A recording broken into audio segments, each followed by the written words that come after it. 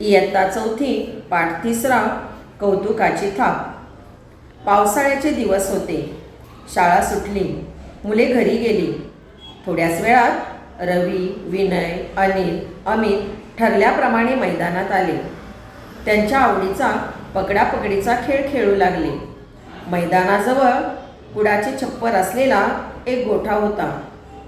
गोठ्यातील गुरे रानात चरायला गेली होती, मात्र गोठ्यामध्ये एकच छोटेसे वासरू दावणीला बांधलेले होते। ते अतिशय गोंडस होते। त्याच्या पांढऱ्या रंगावर काळे ठिपके अगदी उठून दिसत होते। वासरू खूप सुंदर दिसत होते, पाहणाऱ्याचे लक्ष वेधून घेत असे।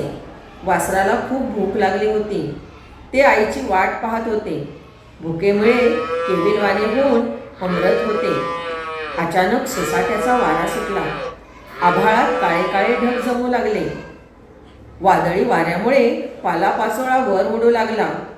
ढगांचा गडगडाट होऊ लागला। दावणीला बांधलेले वासरू तर अगदी घाबरून गेले होते।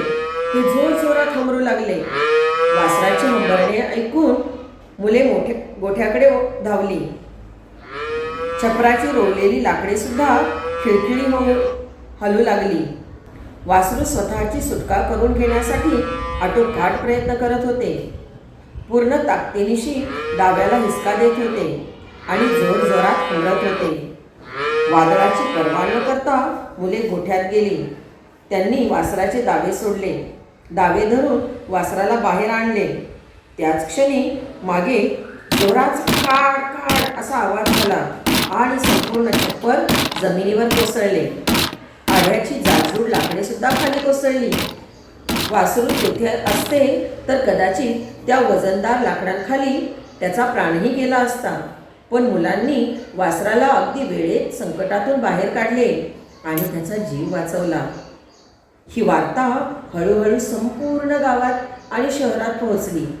मुलांच्या शाळेत देखील बातमी पोहोचली। सर्वांनी मुलांचे कौतुक केले।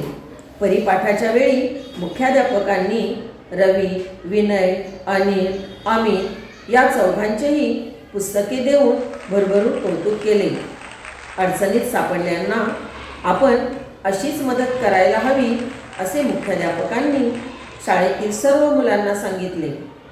मुख्याध्यापकांनी दिलेली कौतुकाची थाप मुलांच्या चेहऱ्यावर आनंद देऊन गेली। मुलांनो, आवडली ना गोष्ट?